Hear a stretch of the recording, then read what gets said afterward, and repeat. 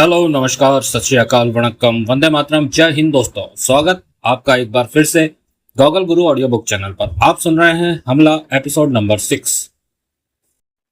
तीनों बंगले में पहुंचे। देवराज चौहान ने सोच भरे अंदाज में सिगरेट सुलगाई। तभी बाकीलाल राठौर बोला, मारे को तो मोना चौधरी को एक बात बहुत अजीब लगो। क्या? जगमोहन के होठों से निकला।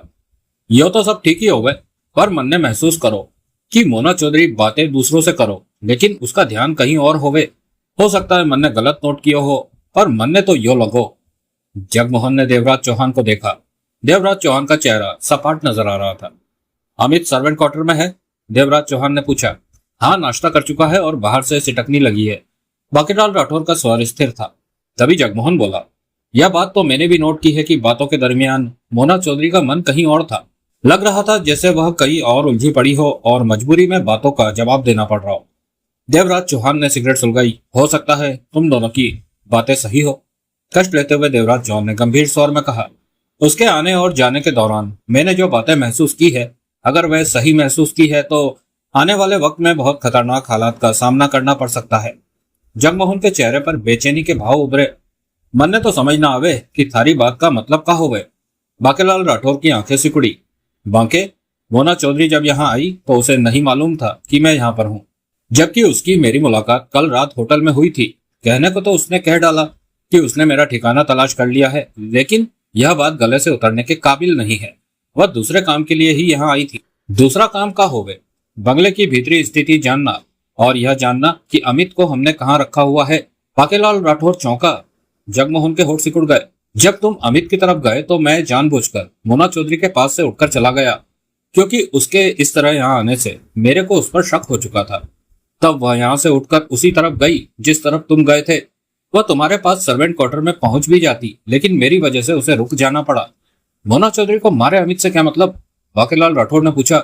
जिस तरह भागीरथ ने अमित को बचाने का काम हमें सौंपा है। देवराज चौहान की आवाज में गंभीरता के भाव थे। मेरे ख्याल में रूपक लाल चंदोलिया ने मोना चौधरी को अमित को लाने का काम सौंपा है, वरना कोई और वजह नहीं बनती मोना चौधरी के यहाँ आने की। ओह! बाकीलाल राठौर के चेहरे पर चौंकाहट के भाव उभरे। तो ये बात हो गई। कोई गल नहीं, मोना चौधरी के हाथ अमित की तरफ बढ़े तो बढ़ दांगे हाथों को। देवराज चौहान और जगमोहन की आंखें मिली। हो सकता है यह ख्याल गलत हो। जगमोहन बोला, गलत हो तो मेरे ख्याल में बहुत अच्छी बात होगी। देवराज चौहान का स्वर शांत था, चेहरा सपाट। अगर ठीक हुआ तो उस स्थिति में सोचो कि क्या से क्या हो सकता है। जगमोहन कुछ नहीं बोला। जो भी सच है वह जल्द ही सामने आ जाएगा। मोना चौधरी के पास फालतू का वक्त नहीं होगा कि अभी कुछ दिन और बीत जाने दे। अब वह जो भी करेगी तुरंत फुरंत एकदम करेगी। सोहनलाल मोना चौधरी की कार की डिक्की में छिपा है। सावधानी के तौर पर वह मोना चौधरी का ठिकाना देखेगा। बल्ले बल्ले सोहनलाल दी। बाकीलाल राठौर ने अपनी मूंछों पर हाथ फेरा। वहां से रवाना होते ही मोना चौधरी के चेहरे के भाव बदले। चेहरे पर गंभीरता और व्याकुलता नाचने लगी। रह रहकर माथे पर बल पड़ रहे थे। मोना चौधरी महसूस कर चुकी थी उसने गलत काम में हाथ डाल दिया है। गलत इसलिए कि उसे देवराज चौहान के खिलाफ खड़ा होना पड़ रहा है। देवराज चौहान से मुलाकात करने की उसकी इच्छा थी, लेकिन वह मुलाकात झगड़े के दौरान होगी, यह तो उसने ख्वाब में भी नहीं सोचा था। मोना चौधरी का मन नहीं कर रहा था इस काम को करने का, लेकिन वह काम को हाथ में ले चुकी थी। हाँ कर चुकी थी, वादा कर चुकी थी, जुबान दे चुकी थी। ऐसे में पीछे हट जाना उसकी फितरत के खिलाफ था। अगर उसे पहले मालूम होता कि इस मामले में देवराज चौहान पहले से ही है, तो किसी भी कीमत पर इस काम को हाथ में लेने का सवाल ही पैदा नहीं होता था, और अब काम में हाथ डालने के पश्चात पीछे हटने का सवाल नहीं पैदा होता था। मोना चौधरी महसूस कर चुकी थी कि इस काम में हाथ डालकर वह भारी गलती कर चुकी है। पहले उसे यह मालूम कर लेना चाहिए था कि भागीरथ मल्होत्रा का बेटा किन लोगों की हिफाजत में है, लेकिन अब वक्त निकल चुका था, देर हो चुकी थी। जो होना था वह हो चुका था। वह देवराज चौहान के मुकाबले पर आकर खड़ी हो चुकी थी, और जिस तरह वह यहाँ पहुंची थी उसे देखते हुए देवराज चौहान को उस पर शक हो चुका था। वह शक किस तरह का है, इस बात का अंदाजा मोना चौधरी को नहीं था। क्या देवराज चौहान समझ गया होगा कि वह भागीरथ मल्होत्रा के बेटे को हासिल करने की ताक में है? क्या मालूम देवराज चौहान ने क्या सोचकर शक किया। सूरज सिंह उसे लेने के लिए मुंबई से दिल्ली पहुंचा था। उसे लेने के लिए क्यों आया हुआ? इस काम के लिए मुंबई में ढेरों लोग थे, इस आसान काम को आसानी से कर सकते थे, तो फिर इस काम में खास तौर से उसकी ही जरूरत क्यों पड़ी? इसका तो एकमात्र कारण यही समझ में आ रहा था कि वे लोग जान चुके थे कि देवराज चौहान अमित को अपनी सुरक्षा में रखे हुए हैं, और देवराज चौहान का मुकाबला करने के लिए उसकी टक्कर का कोई चाहिए था, और वह टक्कर का इंसान सूरज सिंह और रूपक लाल की नजर में मोना चौधरी थी। वह देवराज चौहान के हाथों से अमित को छीनने में कामयाब हो सकती है, ऐसा सोचकर ही उन लोगों ने उसे दिल्ली से मुंबई बुलाया। मतलब कि सूरज सिंह को देवराज चौहान के बारे में मालूम था और उसे यह बात नहीं बताई गई, इसलिए नहीं बताई गई कि सामने देवराज चौहान को पाकर खून खराबा बढ़ जाने की आशंका से वह इस काम से पीछे हट सकती थी। मोना चौधरी के चेहरे पर कठोरता उभरी। अपने नोट रूपक लाल से लेने की खातिर सूरज सिंह उसके साथ चालाकी कर गया, देवराज चौहान के बारे में ना बताकर। लेकिन अब क्या किया जा सकता था? जो होना था वह तो हो ही चुका था। काम को छोड़कर पीछे हटकर अंडरवर्ल्ड में अपना नाम खराब करना समझदारी की बात नहीं थी। जो कदम वह उठा चुकी थी उसे आगे ही बढ़ाते रहना अब उसकी मजबूरी थी। लेकिन क्या वह देवराज चौहान के मुकाबले खड़ी रह पाएगी? क्या उससे मुकाबला कर पाएगी? मोना चौधरी के होठों से गहरी सांस निकली। कर लेगी। सोचना और कहना कितना आसान था, लेकिन वह जानती थी कि वक्त आने पर कर लेगी जैसे शब्दों का मुकाबला करना कितना भयानक हो सकता है। वह मोना चौधरी थी तो उसके सामने भी देवराज चौहान था, जिसके बारे में उसने सुन रखा था कि वह हमेशा जीतता ही है। ऐसे में उसे हार देना संभव नहीं था, मतलब कि अब टकराव अवश्यंभावी था। मोना चौधरी के कानों में लाल किले पर मिले फकीर बाबा के शब्द गूंजने लगे कि बहुत जल्द तुम्हारी मुलाकात देवराज चौहान नाम के लोह पुरुष से होगी और तुम दोनों में ऐसा टकराव होगा कि एक जिंदा रहेगा और एक मरेगा। यह दावा था फकीर बाबा का।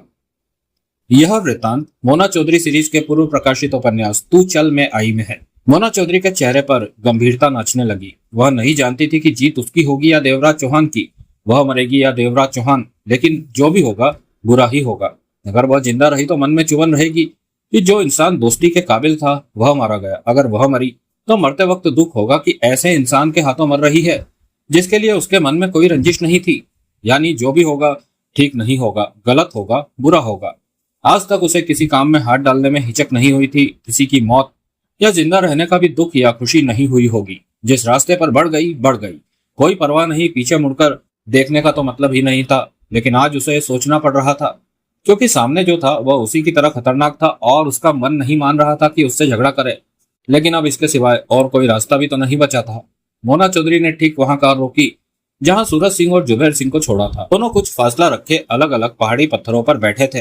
कार को देखते ही दोनों उठ खड़े हुए और पास पहुंच गए। मोना चौधरी कार से बाहर निकली। बहुत देर लगा दी, मुझे तो तुम्हारी चिंता होने लगी थी, जुबैर सिंह बोला। मैं तो तुम्हें देखने के लिए फॉर्म वाले बंगले पर जाने वाला था, सूरज सिंह ने कहा। जुबैर सिंह ने सूरज सिंह को तीक्ष्ण निगाहों से देखा। सूरज सिंह ने उसकी तीखी निगाहों की जरा भी परवाह नहीं की। मोना चौधरी ने सिगरेट सुलगाई। सब ठीक तो रहा? जुबैर सिंह ने पूछा। मोना चौधरी ने सहमति में सिर हिलाकर सूरज सिंह को देखा। सूरज सिंह मुस्कुराया। तुम कार की डिक्की खोलो, मोना चौधरी ने जुबैर सिंह से कहा। कार की डिक्की? जुबैर सिंह के होठों से निकला। सूरज सिंह की निगाह भी डिक्की की तरफ उठी। मोना चौधरी खामोश थी। उसकी आंखों के सामने दीवार से सटी खड़ी गन घूम रही थी। जब वहां पहुंची थी तो गन नहीं थी, परंतु जब वहां से रवाना हुई तो गन वहां पर थी। गन वाला कहाँ गया? देवराज चौहान का चौथा साथी उसे नजर नहीं आया था। जगमोहन से बातों के दौरान देवराज चौहान उठकर बाहर गया था उसकी टो लेने के लिए। चौथे को उसकी कार की डिक्की में बिठाया जा सकता था, क्योंकि देवराज चौहान उस पर शक तो खा ही चुका था। जुबैर सिंह के आगे बढ़ने से पहले ही सूरज सिंह आगे बढ़ा और कार की डिक्की खोल दी। सिमटा सिकुड़ा सा बैठा अपना सोहनलाल डिक्की खुलते ही क्षण भर के लिए सकपका गया। बाहर से आती मध्यम सी आवाजों से उसे पहले ही आभास हो गया था कि डिक्की खुलने वाली है, इसलिए उसने खुद को तुरंत ही संभाला और डिक्की के भीतर ही दिखावे के तौर पर छोटी सी अंगड़ाई लेने के पश्चात बाहर निकलता हुआ बोला। अच्छा हुआ भाई साहब जो आपने डिक्की खोल दी, मेरा दम घुटा जा रहा था, मैं डिक्की खोलने की सोच ही रहा था। बाहर निकलकर डिक्की के पास खड़े होकर सोहनलाल ने तगड़ी अंगड़ाई ली। सूरज सिंह आंख सिकोड़े सोहनलाल को देखे जा रहा था। सोहनलाल सूरज सिंह को देखकर मुस्कुराया, फिर सिर घुमाकर चंद कदम दूर खड़े जुबैर सिंह और मोना चौधरी को देखा। तभी सूरज सिंह ने उसका कंधा पकड़कर अपनी तरफ घुमाया। कौन है तू? छोटे भाई साहब जरा धीरे, मेरी हालत तो आप देख ही रहे हो। सूखी सूखी हड्डियां हैं, मांस की परत तो बिल्कुल कागज की तरह है। जरा भी तेज झटका दिया तो मेरे जिस्म का कागज फट जाएगा या फिर कागज के पीछे जो सूखे तीले हैं वे टूट फूट जाएंगे। कभी दशहरे का रावण देखा है? बाहर कागज चढ़ा होता है और भीतर सूखी सूखी डंडियों के दम पर खड़ा रहता है। बस यही हालत मेरी है। मोना चौधरी ने शांत भाव से सोहनलाल पर निगाहें टिकाई, कश लिया। जुबैर सिंह की कठोर निगाह सोहनलाल पर थी। कौन है तू? सोहनलाल, तिजोरी ताले पलक झपकते ही खोलना मेरा काम है, कोई सेवा हो तो बताइए, सोहनलाल ने बेहद शांत और सरल स्वर में कहा। वह जानता था कि मोना चौधरी और उसके साथियों के बीच वह फंस चुका है और वे लोग उसके साथ कुछ भी कर सकते हैं, जबकि वह इनका मुकाबला करने की सोच भी नहीं सकता था। डिक्की में क्यों आया? सूरज सिंह ने अपने कौवे की चोंच जैसी नाक की नोक को उंगलियों से मसला। यहाँ की खुली हवा मुझे सूट नहीं कर रही थी। ज्यादा देर खुली हवा में रहता तो बीमार पड़ जाने का खतरा था, इसलिए कुछ देर के लिए डिक्की में उल्लू के पट्टे होशियार बनता है। सूरज सिंह ने घुर्रा कर अपना हाथ उठाया। ठहरो। मोना चौधरी का तेज स्वर सुनकर सूरज सिंह का हाथ हवा में ही रुक गया। उसने मोना चौधरी को देखा, फिर भीचे होठों से हाथ को नीचे ले आया। सोहनलाल ने मोना चौधरी को देखा। जुबेर सिंह अपनी जगह शांत खड़ा था। यहाँ आओ। मेरी कार से कुछ दूर दीवार के साथ जो गन खड़ी कर रखी थी वह तुम्हारी थी। सोहनलाल जानता था कि उसके सामने मोना चौधरी जैसी खतरनाक शख्सियत मौजूद थी, जिसके सामने उसकी किसी तरह की चालाकी या झूठ का चल पाना संभव नहीं था। हाँ, गन को मैंने ही वहां रखा था। सोहनलाल ने सिर हिलाया। क्यों? क्योंकि मैंने डिक्की में छिपना था। क्यों? मोना चौधरी ने सोहनलाल की आंखों में झांका। इस बात का जवाब मैं नहीं दे सकता। तुम्हें देवराज चौहान ने ऐसा करने को कहा? मालूम नहीं। मोना चौधरी के होठ सिकुड़े। मेरे सवालों का जवाब देने में तुम्हें इनकार है? हर सवाल का जवाब तो मैं दे नहीं सकता, फिर भी कोशिश करूंगा कि तुम्हारे हर सवाल का जवाब दे दूं। सोहनलाल की आवाज में कोई भाव नहीं था, चेहरे पर गंभीरता थी। उस बंगले पर तुम देवराज चौहान के तीसरे साथी हो? मोना चौधरी ने पूछा। हाँ। सोहनलाल नाम है तुम्हारा? हाँ। और एक बाकीलाल राठौर है? हाँ। और बाकी के देवराज चौहान और जगमोहन है। सोहनलाल की आवाज पहले जैसी ही थी। और वहां पर पांचवा कौन है? पांचवा? वह पांचवा जो सर्वेंट क्वार्टर में मौजूद है। सोहनलाल ने मन ही मन गहरी सांस ली। पांचवे की मुझे कोई खबर नहीं। सर्वेंट क्वार्टर की तरफ तो मैं अभी तक गया भी नहीं। सोहनलाल बोला। मोना चौधरी मुस्कुराई। सोहनलाल भी मुस्कुराया। तुम बहुत अच्छे हो। सोहनलाल हंसा, जेब से गोली वाली सिगरेट निकालकर सुलगाई। मुझे जानते हो? हाँ, मुझे मालूम है कि मेरे सामने मोना चौधरी खड़ी है। समझदार भी हो। तभी पास खड़ा जुबेर सिंह क्या उठा। मोना चौधरी, देवराज चौहान को तुम पर शक हो गया है। वह समझ गया है कि तुम किस चक्कर में हो। यही वजह है कि तुम्हारा ठिकाना, तुम्हारी हरकतें जानने के लिए देवराज चौहान ने इसे तुम्हारे पीछे लगा दिया है। जुबेर सिंह की आवाज में कठोरता भरी पड़ी थी। देवराज चौहान को उसकी हरकत का तगड़ा जवाब मिलना चाहिए। इसे खत्म कर दो ताकि भविष्य में देवराज चौहान जो कदम उठाए सोच समझकर उठाए।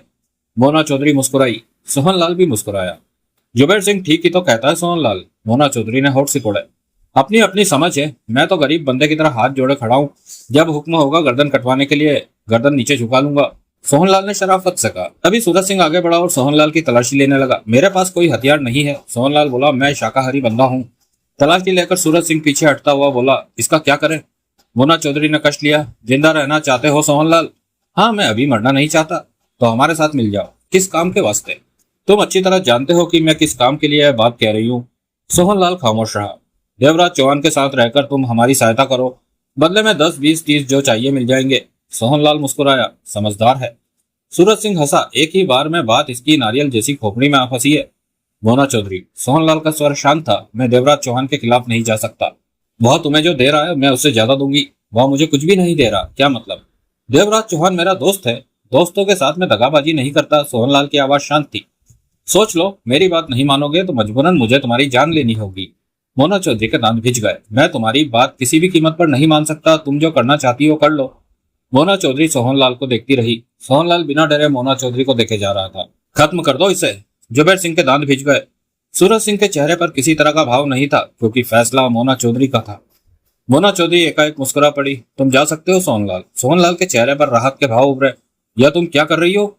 जुबेर सिंह भड़के स्वर में क्या उठा। यह दुश्मन का आदमी। जुबेर सिंह। मोना चौधरी बोली। देवराज चौहान जान चुका था कि मेरे इरादे ठीक नहीं है। इस पर भी उसने मुझे इज्जत दी और वापस आने दिया, क्योंकि अभी हम लोगों के बीच ऐसी कोई बात नहीं हुई कि मनमुटाव हो, कोई झगड़े वाली बात नहीं हुई। ऐसे में सोहनलाल को उंगली लगाना भी गलत होगा, सरासर गलत होगा। झगड़े के भी उसूल होते हैं। अभी किसी की तरफ से कुछ नहीं हुआ तो खून खराबे की नौबत कहां से आ गई?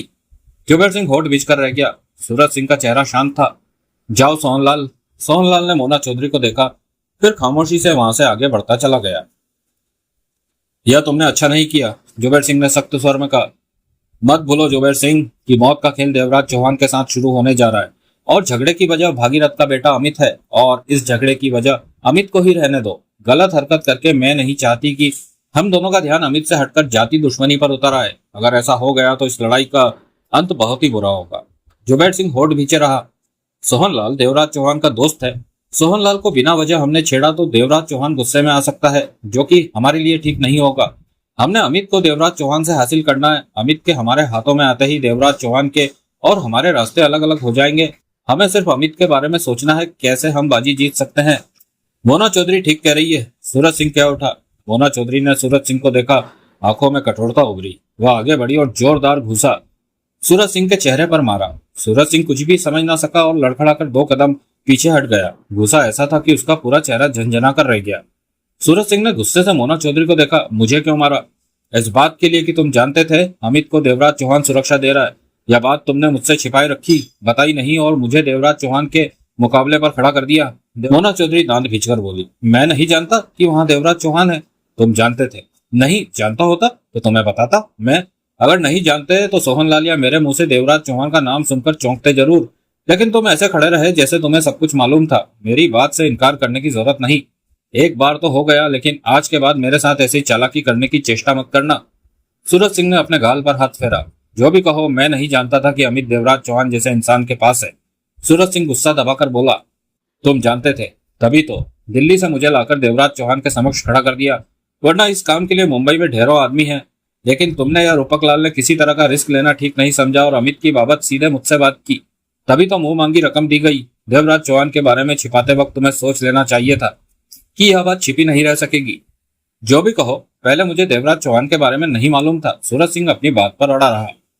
मोना चौधरी ने कठोर निगाहों से सूरज सिंह को देखा। सूरज सिंह उंगली से अपने कौवे की चोंच जैसी नाक रगड़ने लगा। पक्का ढीठ है, जुबेर सिंह ने तीखे स्वर में कहा। सूरज सिंह की निगाह जुबेर सिंह की तरफ घूमी। होठों पर जहरीले भाव उभरे। बहुत सग्गा बन रहा है मोना चौधरी का। काम में काम चलता है, सग्गापन नहीं।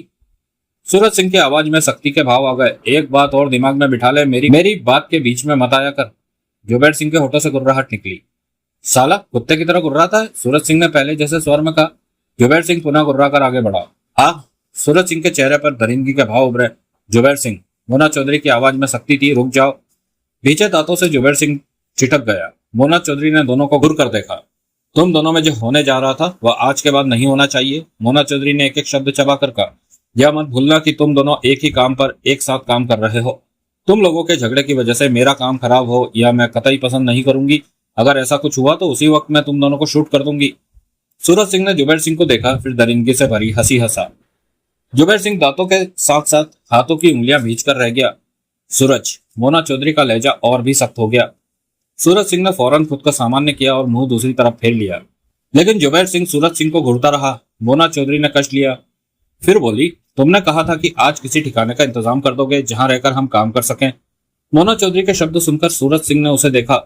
आज हो जाएगा इंतजाम, कहते हुए सूरज सिंह ने कलाई पर बंधी घड़ी को देखा। दोपहर का 1 बजने जा रहा है। शाम तक कोई ठिकाना तैयार कर दूंगा। थोड़ी सी भागदौड़ करनी पड़ेगी। जगह ऐसी हो जहां हम हर तरह की स्थिति में सेफ रह सके। मैं इससे भी बढ़िया जगह का इंतजाम करूंगा, लेकिन तुम्हें कहाँ खबर दूं, कहाँ मिलोगी? इस वक्त तो मेरा कोई स्थायी ठिकाना नहीं है। मोना चौधरी ने सोच भरे स्वर में कहा। तो मैं शाम को तुम्हें ही होटल में फोन कर लूंगी, मोना चौधरी ने कहा। वह लड़का फॉर्म वाले बंगले पर ही है? सूरज सिंह ने पूछा। हाँ, वही है, मोना चौधरी ने कहते हुए हौले से सिर हिलाया। उसे कैसे हासिल करना है कुछ तो सोचा होगा। तुम जगह का इंतजाम करो, आगे के कदम के बारे में मैं फैसला कर लूंगी। सोचने का वक्त बीत चुका है, अब जो करना है वह फौरन ही करना है। मोना चौधरी की आवाज सख्त हो उठी थी। जुबेर सिंह कठोर निगाहों से सूरज सिंह को देखे जा रहा था। ठीक है, मुझे रास्ते में उतार देना, सूरज सिंह बोला। फिर शाम को फोन करना। तीनों कार में बैठे। ड्राइविंग सीट जुबेर सिंह ने संभाली। कार आगे बढ़ गई। मोना चौधरी की सोचों में देवराज चौहान बार बार आ रहा था, जिसके हाथों से अब अमित को छीनना था। और मोना चौधरी को इस बात का पूरा एहसास था कि देवराज चौहान के हाथों से कोई चीज निकाल पाना कितना कठिन या असंभव था। देवराज चौहान से टकराव की सोचकर मोना चौधरी का मन बेचैनी से भर उठा था। सोहन लाल को इतनी जल्दी वापस आया देखकर देवराज चौहान के होठ सिकुड़ गए। सोहन लाल गोली वाली सिगरेट के कश लेता पास पहुंचा। देवराज चौहान बंगले के सामने छाया में कुर्सी रखे बैठा था। पास पहुंचते ही सोहन लाल मुस्कुराया। सोहन लाल की मुस्कान ने जैसे सब कुछ स्पष्ट कर दिया। इतनी जल्दी आ गए? जानते हुए भी देवराज चौहान ने पूछा। आना ही पड़ा, मोना चौधरी को मेरा साथ पसंद नहीं आया। सोहन लाल ने गंभीर स्वर में कहा। वह महसूस कर चुकी थी कि कार की डिक्की में कोई है। देवराज चौहान के चेहरे पर कोई भाव नहीं उभरा। अगर मोना चौधरी को तुम्हारे छिपने के बारे में मालूम हो गया तो इसमें हैरानी की कोई बात नहीं। वह बहुत सजग रहती है, हर तरफ नजर रखती है। तुम्हें कुछ कहा तो नहीं? देवराज चौहान ने पूछा। उसका साथी जुबेर सिंह तो मुझे खत्म करने को कह रहा था, लेकिन मोना चौधरी नहीं मानी। उसने मुझे जाने को कह दिया। सोहन लाल की आवाज गंभीर ही थी। देवराज चौहान ने कष्ट लिया। और वह अमित को पाने के चक्कर में है। तुम्हारा ख्याल ठीक था। कैसे? वह मुझे अपने साथ मिलाना चाहती थी कि तुम्हारे पास रहकर मैं उसकी सहायता करूं। इस काम के लिए उसने रकम भी बोली। वह बहुत तेज है देवराज चौहान। मैंने उससे बात की है, देखा है उसे। उससे पार पाना इतना आसान नहीं। मेरे ख्याल में दिक्कत आ सकती है। देवराज चौहान के होठों पर शांत मुस्कान उभरी। तुमने ठीक सोचा। मोना चौधरी के सामने होने की वजह से दिक्कतें पैदा हो सकती है। उसके 2 साथी मैंने देखे हैं, जुबेर सिंह और सूरज सिंह। वे भी कम नहीं लग रहे थे। सोहनलाल ने धीमे स्वर में कहा। आमना सामना हुआ तो कुछ भी हो सकता है। उसे मालूम है कि अमित यहाँ है और अब मेरे ख्याल से अब वह ज्यादा देर रुकेगी नहीं। हमें और भी सतर्क रहना चाहिए। मोना चौधरी जब हमला करे तो हमें बेहतर तरीके से स्थिति संभालनी होगी। देवराज चौहान कष्ट लेता रहा। वह जान चुकी है कि अमित सर्वेंट क्वार्टर में है। हमें अमित को सर्वेंट क्वार्टर से हटा देना चाहिए। देवराज चौहान ने सोहनलाल को देखा, फिर से हिलाकर क्या उठा। यहाँ दो ही जगह है, सर्वेंट क्वार्टर या फिर बंगला। कहीं उसे छिपाया नहीं जा सकता। उसे हम सिर्फ अपना आवरण दे सकते हैं कि कोई उसे पाना चाहे तो हमें हटा कर पाए। सोहनलाल के चेहरे पर सोच के भाव थे, लेकिन कुछ तो ऐसा इंतजाम करना ही होगा कि टकराव कम से कम हो, अमित हमारे पास रहे और मोना चौधरी अपनी कोशिश में कामयाब न हो सके। देवराज चौहान ने गंभीर स्वर में कहा, किस तरह के इंतजाम की बात कर रहे हो? सोचना पड़ेगा, क्योंकि मोना चौधरी किसी मामूली चाल में तो फंसने वाली नहीं। देवराज चौहान ने कहा और कुर्सी से उठकर टहलने लगा। चेहरा शांत और गंभीर नजर आ रहा था। सोहनलाल पलटा और बंगले के भीतर प्रवेश करता चला गया। सूरज सिंह को रास्ते में उतारकर मोना चौधरी और जुबैर सिंह आगे बढ़ गए थे।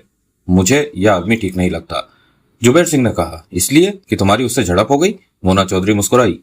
यह बात नहीं, सूरज सिंह मुझे शुरू से ही ठीक नहीं लगा। मोना चौधरी खामोश रही। जैसा कि उसने तुम्हें नहीं बताया कि इस मामले में देवराज चौहान ने झूठ बोला हुआ?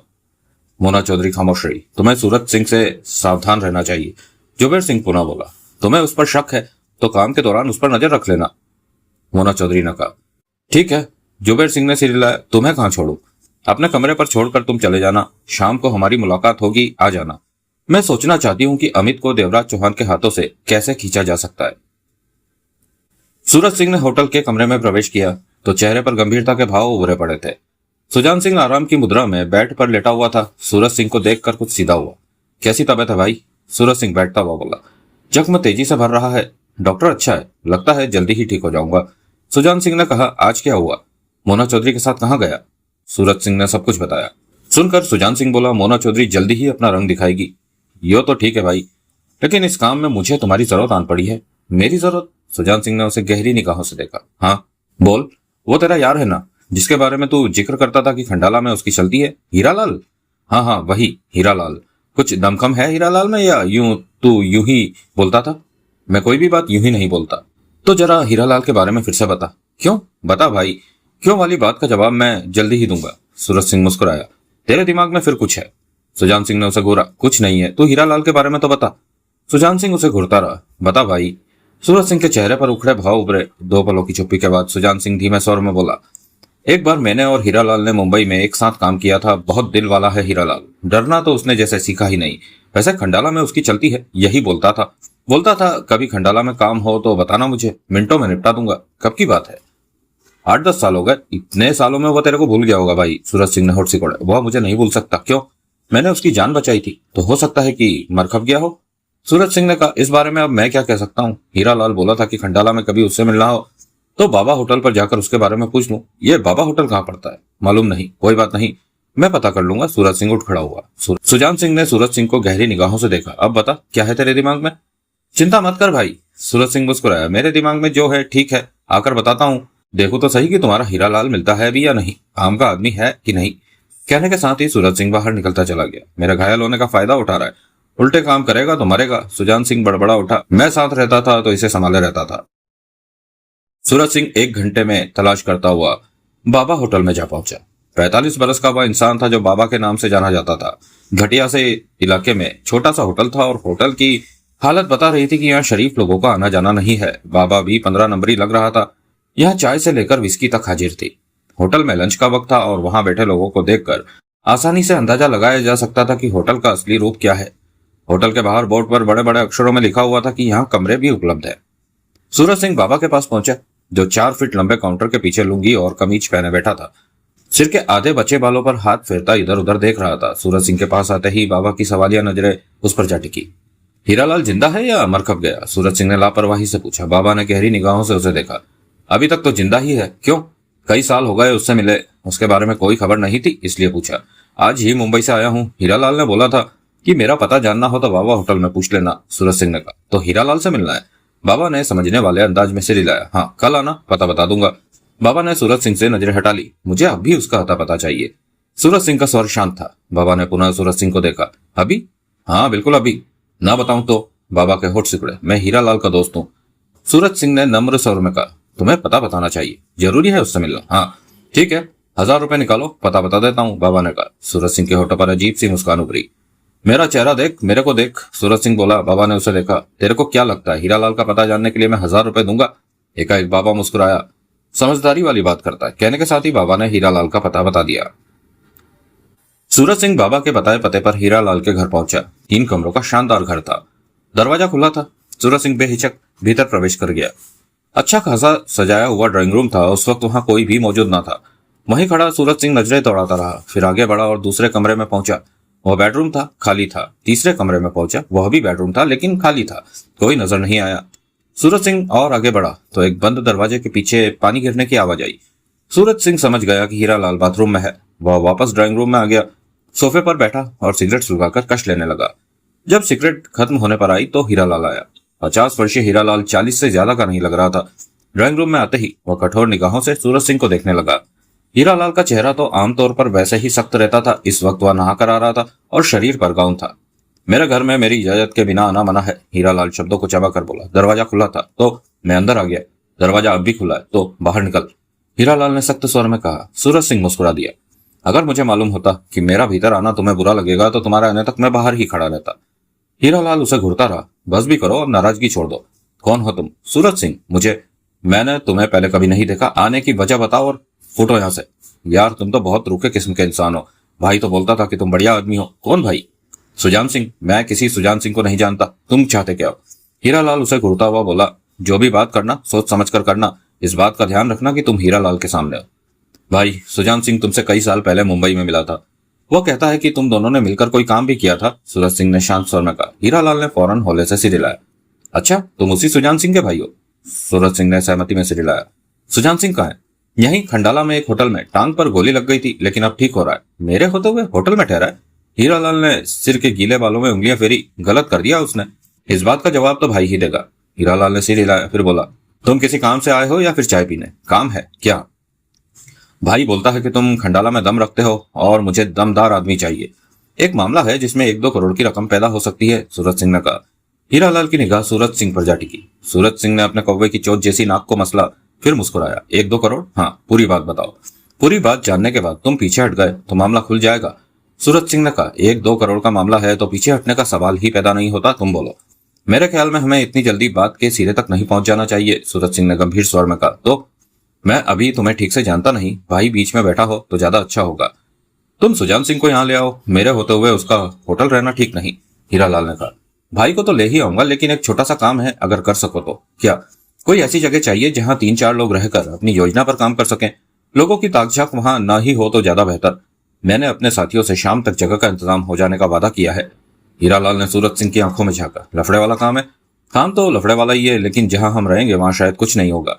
क्षणिक सोच के बाद हीरालाल ने धीमे स्वर में कहा। ऐसी जगह है मेरे पास। तुम सुजान सिंह को ले आओ, फिर मैं तुम्हें उस जगह पर ले चलूंगा। सूरज सिंह उठ खड़ा हुआ। तुम घर पर ही हो? हाँ, मैं भाई को लेकर आता हूं, कहने के साथ ही सूरज सिंह बाहर निकल गया। सोहनलाल ने अमित को खोखा ब्रांड गोली वाली सिगरेट पिलाकर खाना खिला दिया था। गोली वाली सिगरेट के नशे में अमित गहरी नींद में सो गया था। सोहनलाल ने दरवाजा बंद किया और बाहर से सिटकनी लगाकर बंगले में चला आया था। लंच बाकीलाल राठौर और सोहनलाल ने तैयार किया था। इस समय सब लंच टेबल पर मौजूद लंच के दौरान बातों में व्यस्त थे। मोना चौधरी यहाँ की हर जगह रास्ते से वाकिफ हो चुकी है, जगमोहन ने कहा। वह अच्छी तरह जानती है कि अमित सर्वेंट क्वार्टर में मौजूद है। इन सब बातों को जानने के बाद वह सोच समझकर अमित को यहाँ से निकालने की योजना तैयार कर रही होगी। ये ठीक बोलो। बाकीलाल राठौर ने सिर हिलाया। मारे को अपने इंतजाम में कुछ बदलाव लाना चाहिए, तभी सारा मामला ठीक होगा। सोहनलाल आराम से खाने में व्यस्त था। हमें मोना चौधरी का डर नहीं है, देवराज चौहान ने शांत स्वर में कहा, लेकिन वह भी कम नहीं है, यह हम जानते हैं। इसलिए सावधानी के वश हमारा कोई कदम उठाना जरूरी हो जाता है। हमारी बात मानो तो पहले अमित को सर्वेंट क्वार्टर से हटाकर बंगले में रखो। लेकिन मैं कुछ और सोच रहा हूं, जगमोहन बोला। क्या? मोना चौधरी की निगाहों से बचकर अमित को इस जगह से दूर कर देना चाहिए और हम इसी तरह यहाँ मौजूद रहें। जगमोहन ने कहा। ऐसे में मोना चौधरी कितनी भी कोशिश कर ले उसके हाथ कुछ नहीं लगेगा। हमने 1 महीना अमित को बचाना है, जिसमें से 6-7 दिन बीत चुके हैं। हमारा आइडिया तो बढ़िया हो गए हो। बाकीलाल राठौर ने गर्दन हिलाई। रास्ता अच्छा है लेकिन इस पर काम नहीं किया जा सकता, देवराज चौहान ने कहा। क्यों? मत भूलो कि मोना चौधरी के साथी यहाँ की हरकतों पर नजर भी रख सकते हैं। अगर अमित को यहाँ से निकालने के बारे में उन्हें मालूम हो गया तो अमित के लिए खतरा पैदा हो जाएगा और ऐसे में अमित को वे लोग आसानी से हासिल कर लेंगे। देवराज चौहान ने जगमोहन को देखा। बात तो यो भी चौकी हो गए, लेकिन हमें ऐसा कोई रास्ता तो निकालना ही है। कि मोना चौधरी अमित तक न पहुंच सके। हमारी बराबर चौकसी के बाद भी वह अमित तक पहुंच गई तो, जगमोहन ने अपने शब्दों पर जोर देकर कहा। ये इतना आसान न होवे हो, हम उसके हाथ वट देवेंगे, बाकीलाल राठौर ने सख्त स्वर में कहा। चंद पलों की चुप्पी के बाद देवराज चौहान बोला, मोना चौधरी को धोखे में रखने के लिए कि वह अमित को ना पा सके, इसके लिए हमें एक और अमित तैयार करना पड़ेगा, मतलब कि नकली अमित। क्या मतलब? जगमोहन के होठों से निकला। मोना चौधरी ने अमित को देखा नहीं है। देवराज चौहान बोला, हाँ नहीं देखा है। वह सिर्फ इतना जानती है कि अमित की उम्र और कद काठी ऐसी है। हो सकता है रूपकलाल ने मोना चौधरी को अमित की तस्वीर दिखा दी हो, जगमोहन ने कहा। इस बात के चांसेस बहुत कम है। देवराज चौहान के शब्दों में दृढ़ता थी। मारे को तो यह बात बहुत जचो, अगर ऐसा कर भी लिया तो अमित को रखेंगे कहां? वह भी मैंने सोच लिया है, देवराज चौहान ने कहा। तुम थापर को फोन करके अमित का हुलिया बताकर 16 साल का लड़का भेजने को कहो, जो देखने में अमीर बाप का बेटा लगता हो, और उसे कहना कि लड़के का समझदार होना बहुत जरूरी है। लंच समाप्त करके जगमोहन ने मुंबई फोन करके थापर से बात की। बात करने के पश्चात वापस आकर जगमोहन ने कहा, मैंने थापर को यहाँ का पता दे दिया है। वह कह रहा था कल दोपहर तक लड़का यहाँ पहुंच जाएगा। जवाब में देवराज चौहान सिर हिलाकर रह गया। सूरज सिंह सुजान सिंह को हीरालाल के घर ले आया। हीरालाल बरसों बाद सुजान सिंह को सामने पाकर बहुत खुश हुआ। दिल खोल कर मिला, उसे भीतर ले जाकर बेडरूम में लेटाया। मेरे होते हुए तू होटल में ठहरा, हीरालाल कुर्सी खींचकर पास बैठता हुआ बोला। सूरज सिंह लापरवाही से दूसरी कुर्सी पर जा बैठा था। हम तो खंडाला कुछ देर के लिए आए थे, लेकिन मामला लंबा खिंच गया। गोली लगी तो बिस्तर पर पड़ गया था। फुर्सत में पड़े पड़े तेरा ध्यान आया। चल ध्यान आया तो सही, गोली कैसे लगी, किसने मारी, नाम बता उसका। गुस्से में मत आ, गोली मारने वाले की कोई गलती नहीं, मेरी भी गलती नहीं। जो हुआ होता चला गया, काम के वक्त तो कुछ भी हो सकता है। सुजान सिंह ने बात टालने वाले लहजे में कहा। अब जख्म कैसा है? ठीक है, जल्दी हो जाएगा, पूरी तरह ठीक। चल नहीं सकता? बैसाखी के सहारे चल सकता हूँ, डॉक्टर ने कल बोल दिया था। सुजान सिंह ने कहा, मैं तेरे लिए अभी बैसाखी मंगवा देता हूँ, यूं ही मत लेटा रहे, मुझे अच्छा नहीं लगता, चला कर। सुजान सिंह मुस्कुरा कर रह गया। हीरालाल के चेहरे पर गंभीरता के भाव आए। उसने सूरज सिंह को देखा, फिर सुजान सिंह से बोला, यह तेरा भाई क्या बोलता है? कहता है 1-2 करोड़ का मामला है, बात क्या है? सुजान सिंह के चेहरे पर व्याकुलता के भाव उभरे। उसने सूरज सिंह को देखा, ठीक कह रहा है ये। सुजान सिंह की नजरें हीरालाल पर जा टिकी। पूरा मामला बता, मामले में खतरा बहुत है। सुजान सिंह ने कहा, कोई बात नहीं। हीरालाल कड़वे अंदाज में मुस्कुराया, 1-2 करोड़ भी बहुत ज्यादा होते हैं। सुजान सिंह गहरी सांस लेकर रह गया। सूरज से बात कर ले, इसे हालत का ज्यादा अंदाजा है। हीरालाल ने सूरज सिंह को देखा। सूरज सिंह ने मुस्कुराकर कौवे की चोट जैसी नाक को मसला, फिर शुरू से लेकर अंत तक की सारी बात बता दी, कुछ भी नहीं छिपाया। सूरज सिंह के खामोश होते ही कुछ पल के लिए वहां खामोशी सी छा गई। इस काम में हाथ डालना दिक्कत वाला काम है हीरालाल, सुजान सिंह कह उठा। हाँ, हीरालाल ने सुजान सिंह को देखा, लेकिन माल बहुत ज्यादा है। इस बाजी में हमारी जीत भी हो सकती है अगर भागीरथ मल्होत्रा का लड़का अमित हमारे हाथों में आ जाए। पागल मत बनो, सुजान सिंह ने बेचैनी से कहा। देवराज चौहान और मोना चौधरी के बीच में से कोई चीज निकाल पाना असंभव है। हीरालाल खतरनाक अंदाज में मुस्कुराया। कोशिश कर लेने में तो कोई हर्ज नहीं, शायद असंभव संभव बन जाए। सुजान सिंह ने तीखी निगाहों से सूरज सिंह को देखा। भाई, सूरज सिंह बोला, तुम खामखा चिंता कर रहे हो। मेरे ख्याल में तुम घायल होने की वजह से इस मामले में नहीं आ पा रहे, इसलिए दूर बैठे घबरा रहे हो। मैं घबरा नहीं रहा, सुजान सिंह शब्दों को चबाकर बोला, बल्कि दूर बैठकर सब कुछ साफ साफ देख रहा हूं कि मामला कितना खतरनाक है। काम में शामिल होता तो शायद मुझे भी कुछ नजर न आता। भाई, मोटी रकम के लिए थोड़ा बहुत खतरा तो उठाना ही पड़ता है। सब ठीक रहेगा, हो सकता है हम बाजी ले जाएं। ऐसा हो गया तो सारी जिंदगी ऐश करेंगे, जिंदगी रही तो ऐश करोगे, सुजान सिंह ने कहकर मुंह फेर लिया। सूरज सिंह ने हीरालाल को देखा। रूपकलाल चंदोलिया ने इस वक्त 2 करोड़ दांव पर लगा रखा है। 1.5 करोड़ वह मोना चौधरी को देने को तैयार है और 50 लाख तुम्हें। ऐसे में अगर अमित हाथ लग गया तो उससे सौदेबाजी करके 2 का 2.5 भी ले सकते हैं। हीरालाल ने सोच भरे स्वर में कहा, हाँ ऐसा हो जाना मामूली बात है, बल्कि ऐसा ही होगा। सूरज सिंह ने सिर हिलाया। तुम्हारा प्लान क्या है? हीरालाल ने सोच भरे स्वर में पूछा। मैं मोना चौधरी के साथ इस वक्त काम पर हूँ, तुम्हें सारे हालात की जानकारी देता रहूंगा। जब ठीक वक्त आ जाए अमित पर हाथ डाल देना, उसे उड़ा लेना। मोना चौधरी के साथ रहकर मैं तुम्हारी हर संभव सहायता करूंगा, सूरज सिंह ने सामान्य स्वर में कहा। मैं सब संभाल लूंगा, हीरालाल की आवाज में विश्वास के भाव थे। तुम्हारे पास आदमी है या अकेले हो? हीरालाल हंसा। मेरे एक इशारे पर आदमियों की फौज खड़ी हो जाएगी। अभी तुम मुझे ठीक से जानते नहीं। अगर हमें कामयाबी मिल गई तो माल का बंटवारा कैसे होगा? तुम क्या चाहते हो? सब कुछ तुम्हारे सामने है हीरालाल। सूरज सिंह ने कहा, हम देर से इस मामले में हैं, भागदौड़ कर रहे हैं। भाई गोली खा चुका है, इसकी जान भी जा सकती थी, और फिर भीतरी खबरें तेरे को देते रहना, यह काम भी खतरे वाला है। मोना चौधरी को खबर लग सकती है, इस काम में भाई का भी हिस्सा होना चाहिए। तुम्हारा मतलब 3 हिस्से? हाँ नहीं, हीरालाल ने स्पष्ट कहा। सुनकर मजा नहीं आया, तुम लोगों के पास ज्यादा चला जाएगा, तो तुम क्या चाहते हो? अगर 2 करोड़ मिला तो 1.25 करोड़ तुम्हारा, तुम दोनों का, बाकी मेरा। अगर 2.5 मिला तो 1.5 करोड़ तुम दोनों का, बाकी का 1 मेरा, हीरालाल ने कहा। सूरज सिंह ने सुजान सिंह को देखा। बात कर ले, हीरालाल ने सुजान सिंह को देखा। ठीक है, हीरालाल बढ़िया आदमी है, इससे ज्यादा सौदेबाजी करना मेरे को अच्छा नहीं लगेगा। तो बात पक्की, हीरालाल बोला। अब हमें एक बात अभी बाकी है, सूरज सिंह ने कहते हुए हीरालाल की आंखों में देखा। क्या? अगर हम दोनों में से किसी की नीयत खराब हो जाए बाद में नोटों को देखकर तो उसे क्या सजा मिलनी चाहिए? हीरालाल हंसा। सूरज सिंह उसी अंदाज में हीरालाल को देखे जा रहा था। हीरालाल अच्छा आदमी है, यह ऐसी कोई हरकत नहीं करेगा, सुजान सिंह ने कहा। सूरज सिंह ने तीखी निगाहों से सुजान सिंह को देखा। भाई, मैं इस वक्त तेरे से बात नहीं कर रहा, तू जानता होगा इसे, मैं नहीं जानता। हमारी मुलाकातों बातों का दौर अब शुरू होगा, धीरे धीरे जानता चला जाऊंगा। कहने के बाद उसकी निगाह हीरालाल पर जा टिकी। हीरालाल के चेहरे पर मुस्कान उभरी हुई थी। जो भी सजा तुम ठीक समझो रख लो, हीरालाल ने कहा। ऐसी बातों की सजा सिर्फ मौत ही होती है। सूरज सिंह की आवाज शांत थी। मैं जानता हूँ। जगह का इंतजाम तुमने कर लिया? सूरज सिंह ने पूछा। हाँ, वह तो हुआ ही पड़ा है। मेरे किसी पहचान वाले की जगह है, छोटी सी पहाड़ी पर 4 कमरों का घर है। जिसका है वह यहाँ रहता नहीं, चाबी मेरे पास है। उस छोटी सी पहाड़ी पर 20-25 मकान और भी है। वह जगह तुम लोगों के लिए ठीक रहेगी। वैसे तो कोई पूछेगा नहीं, पूछे तो कह देना किराए पर लिया है, हीरालाल ने कहा। चलेगा, वह जगह दिखा दो, चाबी दे दो, लेकिन जरूरत पड़ने पर हम एक दूसरे से बात कैसे करेंगे? मोबाइल फोन से काम चल जाएगा, एक मेरे पास है, तुम्हारे लिए भी इंतजाम करा देता हूँ। फोन पर हम जब चाहे एक दूसरे से बात कर सकते हैं, हीरालाल ने उठते हुए कहा। आओ, पहले तुम्हें वह मकान दिखा दो। सूरज सिंह भी उठ खड़ा हुआ। बेड पर अधलेटे से सुजान सिंह ने बेचैनी से करवट ली। मुझे नहीं लगता कि इस काम में सफलता मिलेगी। सूरज सिंह मुस्कुराया। मुझे तो लगता है कि तुम लोग जान से हाथ धोने जा रहे हो। सुजान सिंह की आवाज में चिंता थी। भाई, मैं इतनी आसानी से तो नहीं मरने वाला, तेरे को मालूम ही है। आराम कर सुजान सिंह, हीरालाल बोला। आते वक्त मैं तेरे लिए बैसाखी लेता आऊंगा, कम से कम तेरा चलना फिरना तो शुरू हो जाएगा। किसी और चीज की जरूरत हो तो बता दे। नहीं, धीमे स्वर में कहते हुए सुजान सिंह ने आंखें बंद कर ली। सूरज सिंह और हीरालाल बाहर निकल गए। मोना चौधरी को सूरज सिंह का दिखाया मकान पसंद आया, जो छोटी सी पहाड़ी पर स्थित था। वह पहाड़ी 150 फीट ऊंची थी और वाहनों के वहां पहुंचने के लिए घुमावदार सड़क थी। आसपास और भी मकान थे, परंतु कुछ कुछ दूरी पर। मकान भीतर से पूरी तरह सजा हुआ था, हर चीज वहां थी। जुबेर सिंह को वह जगह ठीक लगी। इस समय शाम के 8 बज रहे थे। इस जगह पर रहकर हम काम को अच्छी तरह अंजाम दे सकते हैं, जुबेर सिंह ने मोना चौधरी से कहा। फिर सूरज सिंह से बोला, किसका है ये मकान? सूरज सिंह मुस्कुराया। बीच की बात मत पूछा कर, अपनी पहुंच दूर दूर तक है। जुबेर सिंह ने उसकी आंखों में देखा। ज्यादा दूर तक पहुंच होना भी ठीक नहीं होता। सूरज सिंह मुस्कुरा कर रह गया। तभी मोना चौधरी बोली, भागीरथ के बेटे अमित को कल रात देवराज चौहान के हाथों से निकालना है। काम कैसे करना है मैंने प्लानिंग कर ली है, तुम लोगों को तैयार हो जाना चाहिए। मोना चौधरी गंभीर थी। कल रात? हाँ, क्या करना है हमने? सूरज सिंह ने पूछा। मोना चौधरी ने गहरी सोच में सिगरेट सुलगाई। आज रात को मैं सारी प्लानिंग बता दूंगी। उस प्लान पर सोचने के लिए तुम लोगों के पास कल का सारा दिन होगा। कहीं कमी लगे तो बता देना। मोना चौधरी ने दोनों को देखा। इस बात को हरदम अपने दिमाग में बैठाए रखना कि सामने देवराज चौहान है, लेकिन देवराज चौहान का असर खुद पर हावी मत होने देना। काम के दरमियान सिर्फ सतर्क रहना है। लेकिन जुबेर सिंह ने कहा, हम तो कुल मिलाकर 3 हैं। तो क्या हुआ?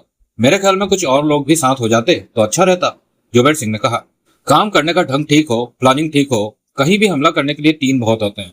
मोना चौधरी ने अपने शब्दों पर जोर देकर कहा। ज्यादा लोगों में सामने वाले को बच निकलने का मौका मिल जाता है। जुबेर सिंह ने कुछ ना कहा। बाहर अंधेरा हो चुका था। जुबेर, डिनर पैक कराकर ले आओ, उसके बाद आगे की बात करते हैं, मोना चौधरी ने कहा। जुबेर सिंह बाहर निकल गया। कष्ट लेती मोना चौधरी कुर्सी पर जा बैठी। चेहरे पर सोच के भाव थे। क्या सोच रही हो? सूरज सिंह ने पूछा। क्या तुम्हें शक है कि हम अमित को उठा लाने में सफल नहीं हो पाएंगे? मोना चौधरी ने सिर उठाकर सामने खड़े सूरज सिंह को देखा। ऐसी बात नहीं है, हम कामयाब ही होंगे। तो देवराज चौहान के लिए मेरे दिल में हमेशा ही दोस्ती वाले भाव रहे हैं, लेकिन पहली मुलाकात में ही हमें अपने आमने सामने खड़ा होना पड़ रहा है, जो कि मुझे अच्छा नहीं लग रहा। कहीं ऐसा ना हो कि तुम्हारे मन के भाव देवराज चौहान के सामने तुम्हें कमजोर कर दे। मोना चौधरी के होठों पर मुस्कान उभरी, अजीब सी मुस्कान। मोना चौधरी को हारने की आदत नहीं है, मेरे कदम सिर्फ जीत की तरफ ही बढ़ते हैं। मोना चौधरी के यह शब्द सुनकर सूरज सिंह के दिल को दूर तक तसल्ली पहुंची, ठंडक पहुंची। मोना चौधरी कामयाब हो गई तो हीरालाल के दम पर अमित को मोना चौधरी के हाथों से तो वह आसानी से निकाल लेगा। अमित हाथ में आ गया तो रूपक लाल से मिली रकम में करोड़ से ज्यादा की रकम की बढ़ोतरी, और वह भी उसकी। डिनर के दरमियान देवराज चौहान, जगमोहन, बाकेलाल राठौर और सोहनलाल इकट्ठे बैठे थे। बाहर पहरा देना था, इसलिए वे सब रफ्तार के साथ डिनर को समाप्त करने की तरफ बढ़ रहे थे। थारे लोगों का क्या खवाल होवे? मोना चौधरी, आज कुछ करो हो, बाकेलाल ने कहा। सोहनलाल ने खाना रोक कर बाकेलाल को देखा। भाई बीकानेरी। बाकेलाल राठौर ने सोहनलाल को देखा। तूने बोला था कि 2 साल तूने गुरदासपुर में, पंजाब में बिताए हैं, तो उन 2 सालों के वक्फे में तूने पंजाबी की छोटी सी गल तो सुनी होगी, जो खास खास मौके पर दसी जाती है। कौन सी वाली बात? कि सामने वाले के हाथ में डंडा देखकर सरक गई। सरक गई मतलब कि फूंक सरक गई। कुछ ऐसा ही हाल तेरा हो रहा लगता है मोना चौधरी को लेकर। जब से हम पता लगा है कि मोना चौधरी अमित को छीनने की फिराक में है, तब से तेरी फूंक सरकी हुई है। मारी फूंक? बाकेलाल राठौर के चेहरे पर दरिंदगी के भाव उभरे। तू मारे को जाने ना, मारे को देखकर बड़ों बड़ों की फूक सरके, वक्त आवे तो आंख फाड़कर देख लियो, वट टांगे सबनू। सोहनलाल ने शांत भाव से सिर हिलाया। मैं तो यूं ही बात कर रहा था बीकानेरी भाई, पर हम यूं ना कहो, हम ठोक कर कहो कि जो अमित को लेने को आवे हम उसके टोरे कर दो। बाकीलाल राठौर का चेहरा सुलग उठा था। तभी देवराज चौहान बोला, आज ही दोपहर में मोना चौधरी यहां से गई है। मेरे ख्याल में आज की रात वह सोच विचार करेगी, तैयारी करेगी, अपने साथियों को तैयार करेगी। इसलिए आज मोना चौधरी की तरफ से हरकत होने के चांस कम है, लेकिन हमें हर तरफ से सावधान रहना है। थारा मतलब कि कल मोना चौधरी यहाँ आवे, कल परसों या फिर जब भी। देवराज चौहान ने गंभीर स्वर में कहा, लेकिन आज का चांस मुझे कुछ कम लग रहा है। वैसे होने को तो कुछ भी हो सकता है। बातों के दौरान उनका खाना जारी था। तभी जगमोहन बोला, मोना चौधरी रात को यहाँ हमला करेगी, इस बात के चांसेस ज्यादा है। कुछ कहा नहीं जा सकता, यह तो उसकी योजना पर निर्भर है कि वह किस तरह एक्शन में आना चाहती है। हो सकता है उसे दिन में काम करना ठीक लगे या फिर रात को। देवराज चौहान ने सोच भरे स्वर में कहा, कहने का मतलब यह है कि 24 घंटे में वह किसी भी वक्त का चुनाव कर सकती है। पर तन्ने उसके हमले से बचने का कोई प्रोग्राम तय करियो कि नहीं? हम जैसे चल रहे हैं वैसे ही चलेंगे। आज रात हम कुछ नहीं कर सकते। अगर मोना चौधरी की तरफ से आज रात हमला हुआ तो हमें पूरी ताकत और समझदारी के साथ मुकाबला करना पड़ेगा। थारे यह शब्द आज के लिए हो गए? हाँ, तो कल का कोई नया तीर मारो हो। बाके हुकुम, कल एक और अमित आ रहा है। थापर को अमित का हुलिया बता दिया है। थापर के मुताबिक कल 12 बजे तक उसका भेजा लड़का आ जाएगा। उस लड़के के आने के बाद मेरी योजना का पहला कदम उठेगा। देवराज चौहान के शब्दों में दृढ़ता भरी हुई थी। उसके बाद मेरा दावा है कि मोना चौधरी भागीरथ के बेटे अमित तक किसी हालत में नहीं पहुंच सकेगी। बाकेलाल राठौर ने सिर हिलाया। मारे को समझ है कि थारा का इरादा होवे, पर इसमें एक खतरे की बात भी होवे। मोना चौधरी को रूपक लाल ने अमित की तस्वीर दिखाया होवो तो गड़बड़ हो जायो। मोना चौधरी समझ जायो कि उनके सामने बंधा बकरा नकली होवो। नकली असली में फर्क जानने में मोना चौधरी को बहुत वक्त लग जाएगा। मेरा प्लान ही ऐसा है और वह वक्त हमारे लिए बहुत होगा। देवराज चौहान ने कहा, तन्ने अपनी योजना मारे को ना बतायो। थापर का भेजा लड़का जब यहाँ आएगा तब बताऊंगा कि सब कुछ कैसे होना है। डिनर अब समाप्ति की ओर था, लेकिन मेरी एक बात ध्यान से सुन लो, देवराज चौहान ने कहा। तीनों की निगाहें देवराज चौहान पर गई। मोना चौधरी और उसके साथी की जान तब लेनी है जब अपनी जान को खतरा पैदा हो जाए। सामने वाले की जान लिए बिना अगर काम चल रहा हो तो फिर खून करावा नहीं करना है। क्यों? जगमोहन के माथे पर बल पड़े। मोना चौधरी और हमारे बीच भागीरथ का बेटा अमित है। वह अमित को हमारे हाथों से ले जाना चाहती है और हमने अमित को उसके हाथों में जाने से बचाना है। हम लोगों के झगड़े की कोई वजह नहीं है। जैसे कि अमित को बचाने के लिए हम मजबूर है, ठीक उसी तरह मोना चौधरी अमित को पाने के लिए बेकरार है, मजबूर है। जैसे हमने भागीरथ मल्होत्रा को अमित की सुरक्षा देने का वचन दिया है, उसी तरह मोना चौधरी ने रूपक लाल चंदोलिया को जुबान दी होगी कि वह अमित को लाकर उसके हवाले कर देगी। हम लोग अपनी अपनी दी हुई जुबानों की वजह से मजबूर है और यह मामला अब महीने से कम होकर 22-23 दिन का रह गया है। रूपक लाल ने 1 महीने का वक्त दिया हुआ है और बाकी के बचे 22-23 दिन हमने अमित को बचा कर रखना है। अगर यह दिन कुछ आराम से निकल गए तो खून खराबे की नौबत से बचा जा सकता है। कहीं ऐसा ना हो कि अमित के लिए होने वाली खींचातानी हमारी और मोना चौधरी की जाति दुश्मनी में बदल जाए। इसलिए मोना चौधरी के मामले में वार करने की अपेक्षा होने वाले वारों से बचाव करना ज्यादा बेहतर होगा। यह सुनकर तो मजा ना आयो, बाकीलाल राठौर ने बेमन से कहा। मैंने वार करने को मना नहीं किया। कोशिश करनी है कि अगर बिना वार से काम चलता हो तो उस मौत के वक्त को गुजर जाने देना है। वैसे सबको छूट है कि हालात के मुताबिक जो जिसकी समझ में आए वो करे। कोई कुछ ना बोला। अमित कहाँ है? एकाएक देवराज चौहान ने पूछा। थारे कहे पर छोरे को बंगले के ऊपरी कमरे में रखा है। खाना देकर बाहर से दरवाजा बंद कर दियो है मैंने। अभी उसके पास जाऊंगा, बाकीलाल राठौर ने कहा। तभी सोहनलाल खाना समाप्त करके उठता हुआ बोला, जब तक तुम नहीं आते तब तक मैं अमित के पास हो आता हूँ। सोहनलाल दांत फाड़कर हंसा और ऊपर जाने वाली सीढ़ियों की तरफ बढ़ गया। सोहनलाल ने दरवाजा खोला और भीतर प्रवेश किया। अमित खाना खा चुका था और बोरियत भरे अंदाज में कुर्सी पर बैठा था। 3-4 दिन ही बंद रहने से उसके चेहरे से चमक गायब हो गई थी। शेव के छोटे छोटे बाल जो कि पहले साफ थे अब नजर आने लगे थे। सोहनलाल को देखते ही अमित जल्दी से कुर्सी से उठते हुए बोला, चाचा तुम सुबह से ही नजर नहीं आए। सोहनलाल मुस्कुराया और आगे बढ़कर कुर्सी पर बैठता हुआ बोला, आराम से बैठ भतीजे और अपना हाल सुना।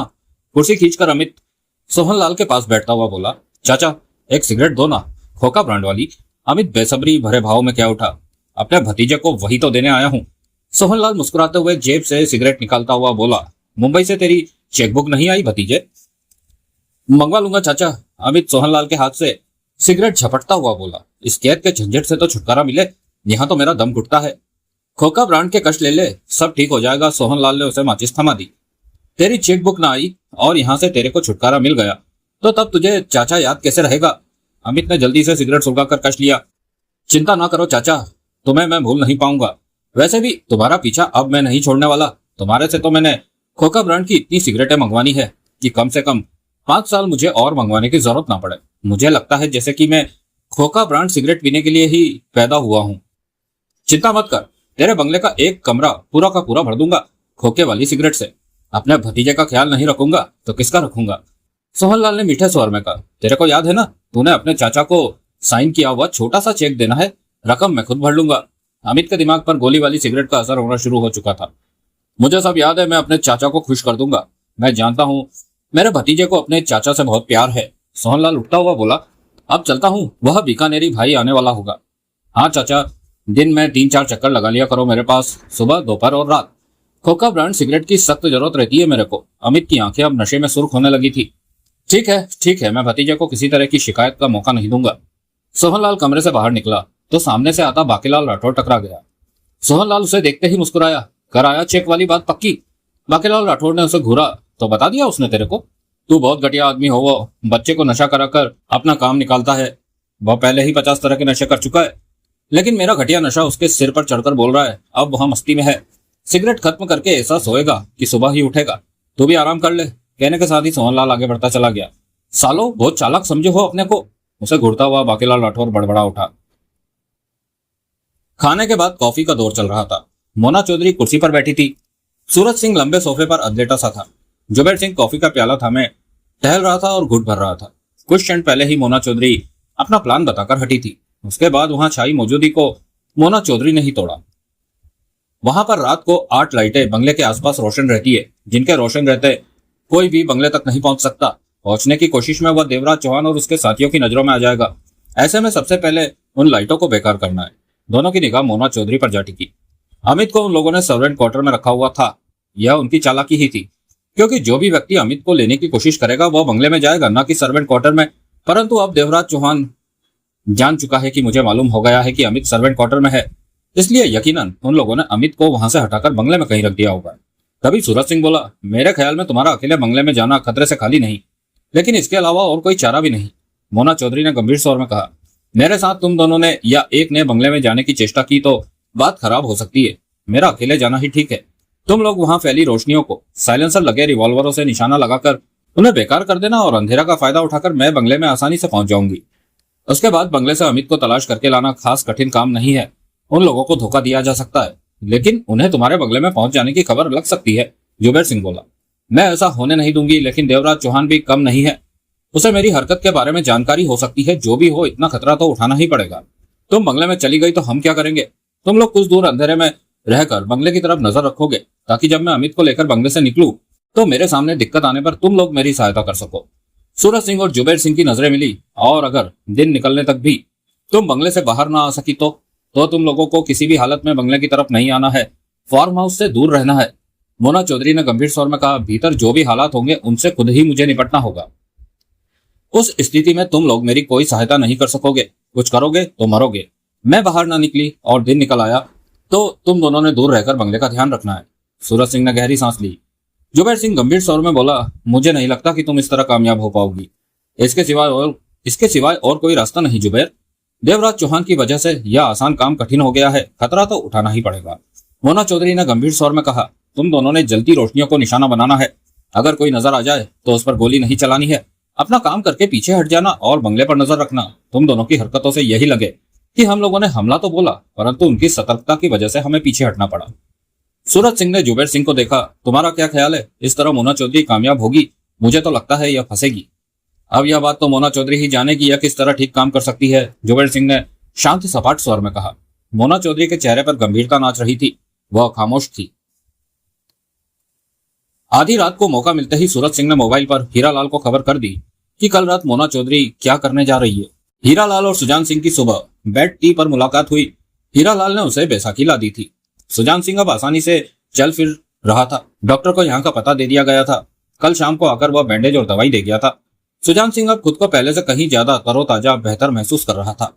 रात को सूरज का फोन आया था। हीरालाल ने चाय का घूंट भरते हुए कहा। घूंट लेते लेते सुजान सिंह छिटका, क्या बोला हुआ? सूरज बता रहा था कि आज रात मोना चौधरी भागीरथ के बेटे को लेने के लिए फॉर्म वाले बंगले पर हमला बोलने जा रही है। हीरालाल के चेहरे पर गंभीरता थी। सुजान सिंह के चेहरे पर बेचैनी के भाव उभरे। कैसे? हीरालाल ने बताया कि मोना चौधरी की क्या प्लानिंग है। सुनकर सुजान सिंह के चेहरे पर राहत के भाव उभरे। इस योजना में मोना चौधरी ही खतरे में पड़ेगी, सूरज को इतना खतरा नहीं रहेगा। सुजान सिंह बोला, हाँ, मोना चौधरी खतरे वाला काम कर रही है। यह मान भी लिया जाए कि मोना चौधरी अपनी योजना के मुताबिक ठीक ठाक बंगले में पहुंच भी गई, तो क्या उनको मालूम नहीं होगा कि बंगले में कोई आ चुका है? फौरन मालूम न हुआ तो कुछ देर बाद मालूम हो जाएगा। उधर देवराज चौहान जैसा इंसान है जो उड़ती चिड़िया के पर गिनने जानता है, मोना चौधरी उसे आसानी से बेवकूफ नहीं बना सकती। सुजान सिंह ने घूंट लेते हुए सोच भरे अंदाज में सिर हिलाया। तुम्हारा कहना बिल्कुल ठीक है, लेकिन यह मत भूलो कि वह भी मोना चौधरी है जिसे उड़ती चिड़िया के पर काटने आते हैं। देवराज चौहान और मोना चौधरी दोनों ही नहले पर दहला है। मोना चौधरी कम से कम कोई भी बेवकूफी वाला कदम नहीं उठाने वाली। मुझे लगता है मोना चौधरी के दिमाग में और भी कुछ है, वरना वह इस तरह मौत के कुएं में छलांग लगाने की नहीं सोचेगी। और क्या हो सकता है मोना चौधरी के दिमाग में? हीरालाल के होठ सिकुड़े। यह तो वही जाने। हीरालाल ने सिर हिलाते हुए चाय का घूंट भरा। सुजान, हाँ, अब मेरे सामने भारी दिक्कत आ गई है। हीरालाल गंभीर स्वर में बोला, मोना चौधरी अमित को लेने के लिए वहां पर जा रही है। अगर वह अमित को बंगले से निकालकर अपने साथ ले आई तो फिर उसके हाथों से अमित को छीन पाना कठिन हो जाएगा। सुजान सिंह की नजरें हीरालाल पर जा टिकी। क्या कहना चाहता है तू? अमित को मोना चौधरी के हाथों से छीनने के लिए मेरा मोना चौधरी के साथ रहना जरूरी है। सुजान सिंह के माथे पर बल पड़े। वह तेरे को साथ क्यों रखेगी? नहीं रखेगी? हीरालाल ने सुजान सिंह को देखा, लेकिन मुझे साथ लगना पड़ेगा उसके। साफ साफ कह, रात को जब मोना चौधरी मौका पाकर बंगले में पहुंचेगी तो मुझे भी उसके साथ बंगले में पहुंचना होगा। किसी तरह वहीं उससे मेल मिलाप करना होगा। तुम्हारा दिमाग तो नहीं खराब हो गया हीरालाल? वह तो किसी और को देखते ही नहीं। हीरालाल व्यंग भरे अंदाज में मुस्कुरा पड़ा। उस वक्त बंगले के भीतर वह कोई भी शोर शराबा करने वाली स्थिति में नहीं होगी। ऐसे में मैं उसे आसानी से काबू में ले लूंगा। समझा दूंगा कि देवराज चौहान का साथी नहीं हूँ, कोई और हूँ जो इत्तेफाक से बंगले में आ गया हूँ। वह तेरी बात मानेगी? करेगी विश्वास तुझ पर? उसे करना ही पड़ेगा, क्योंकि उसकी स्थिति ही उस वक्त ऐसी होगी। हीरालाल ने चुपते हुए स्वर में कहा। सुजान सिंह कई क्षणों तक उसे देखता रहा। माना कि ऐसा हो गया तो फिर क्या होगा? मोना चौधरी अगर अमित को वहां से निकाल ले जाने में कामयाब हो गई, मैं रास्ते में मौका पाकर मोना चौधरी के संभलने से पहले ही जैसे तैसे अमित को उससे छीन लूंगा। हीरालाल ने बेहद शांत और सरल स्वर में कहा। मोना चौधरी पर काबू पा सकेगा तू? उस वक्त वह मेरे पर विश्वास कर रही होगी। दुश्मन असावधान होगा। वह कितनी ही ताकतवर सही, लेकिन असावधान दुश्मन के पांव उखाड़ने के लिए एक बार ही काफी होता है। कई पलों तक सुजान सिंह कुछ ना बोला। हीरालाल चाय के घूंट भरता रहा। चाय समाप्त करके हीरालाल पास पड़ी बैसाखियों के सहारे उठा और कुछ चलकर सामने पड़ी कुर्सी पर बैठने के पश्चात बैसाखी कुर्सी के साथ रखी और सिगरेट सुलगाई। हीरालाल, सुजान सिंह कष्ट लेकर सपाट स्वर में बोला, अब यह सोच कि मोना चौधरी अपने काम में सफल नहीं हुई, देवराज चौहान के हत्थे चढ़ जाती है, तब तेरी क्या स्थिति होगी? हीरालाल मुस्कुराया। मुझे कुछ नहीं होगा, कह दूंगा मैं चोर हूँ, मौका पाकर बंगले में आ गया। ऐसे में मोना चौधरी यह तो नहीं कह सकती कि मैं उसका साथी हूँ। इतनी बात पर देवराज चौहान मुझे गोली मारने से तो रहा, 2-4 लात डंडे मारकर जाने को कह देगा। सुजान सिंह ने सिर हिलाया। वैसे तो जो तू करना चाहता है वो बुरा नहीं, यह नहीं कहा जा सकता कि सफल हो पाएगा कि नहीं। मोना चौधरी सफल हो गई तो समझो मैं भी सफल हो जाऊंगा, नहीं तो नहीं। यानी कि इस मामले का अंत क्या होना है यह तो आने वाला वक्त ही बताएगा। हीरालाल ने गहरी सांस ली। मुझे इस वक्त अपनी हालत पर बहुत दुख हो रहा है। मैं ठीक होता तो हो जाएगा, 5-7 दिन तक बिना बैसाखी के चलने लगेगा। डॉक्टर कह तो रहा था। फिक्र ना कर, तेरे बिना भी सब ठीक चल रहा है। तो आज रात तू मोना चौधरी के पीछे फार्म हाउस वाले बंगले पर जाएगा? हाँ, अमित को पाने के लिए मेरा मोना चौधरी के साथ रहना जरूरी है, हीरालाल ने कहा। सुजान सिंह खामोशी से सिगरेट के कश लेने लगा। वह जानता था कि यह काम इतना आसान नहीं है जितना कि बातों के दरमियान लग रहा था। कदम कदम पर छिपी खड़ी मौत किसी को भी नजर नहीं आ रही थी, या फिर खड़ी मौत को देखकर सबने इस तरह आंखें मूंद रखी थी जैसे कबूतर एकाएक बिल्ली को सामने पाकर अपनी आंखें बंद करके खुद को तसल्ली देता है कि वह बिल्ली के पंजों से बच गया है। अब उसे बिल्ली नजर नहीं आ रही, वह चली गई है। अगले दिन सुबह उठने पर सूरज सिंह और जुबैर सिंह से मुलाकात होने पर मोना चौधरी ने पूछा, आज रात के काम के लिए तुम दोनों ने अच्छी तरह गौर कर लिया होगा, अगर कोई बात सूट नहीं कर रही तो कह दो। सूरज सिंह और जुबैर सिंह ने एक दूसरे को देखा। मोना चौधरी ने सिगरेट सुलगाई। तुम्हारी योजना है, जुबैर सिंह ने कहा। तुम खुद को खतरे में डाल रही हो। हमने जो काम करना है उसमें हमें कोई खतरा नहीं। हमने तो काम करना है और पीछे हट जाना है। आगे जो होगा वह तुमने ही निपटना है। इसलिए तुम्हें एक बार फिर अपनी बात पर गौर कर लेना चाहिए। मैं जो करने जा रही हूँ उससे पूरी तरह संतुष्ट हूँ, मोना चौधरी ने जवाब दिया। वैसे मैंने पूरे मामले पर गौर किया है, सूरज सिंह बोला। मेरे ख्याल में तुमने जो योजना बनाई है उसके अलावा और कोई रास्ता भी नहीं, कहीं तो खतरा उठाना ही पड़ेगा। 2 पलों तक उनके बीच खामोशी छाई रही। आज रात हमें फॉर्म वाले बंगले पर हमला बोलना है तो दिन भर बंगले की हरकतों पर नजर रखनी चाहिए। मोना चौधरी ने दोनों को देखा ताकि बंगले पर किसी तरह की कोई तब्दीली नजर आए तो उसे हम नोट कर सके। वहां की हर हरकत हमारी नजरों में होनी चाहिए। दोनों ने सहमति में सिर हिलाया। सूरज, तुम अपनी कार लेकर वहां चले जाओ, दूर रहकर बंगले पर नजर रखो। हम शाम ढलने पर, अंधेरा होने पर वहां आएंगे और तुम जहां भी होंगे हम ढूंढ लेंगे, ठीक है? मोना चौधरी ने जुबेर सिंह को देखा। रात के काम के लिए मुझे 2 छोटी पिस्टल चाहिए, कुछ और भी सामान चाहिए। इन चीजों का इंतजाम कहाँ से हो सकता है तुम्हें मालूम होगा, नहीं मालूम तो फौरन पता करो। मैं घंटे भर में यह बात मालूम कर लूंगा, जुबेर सिंह ने कहा।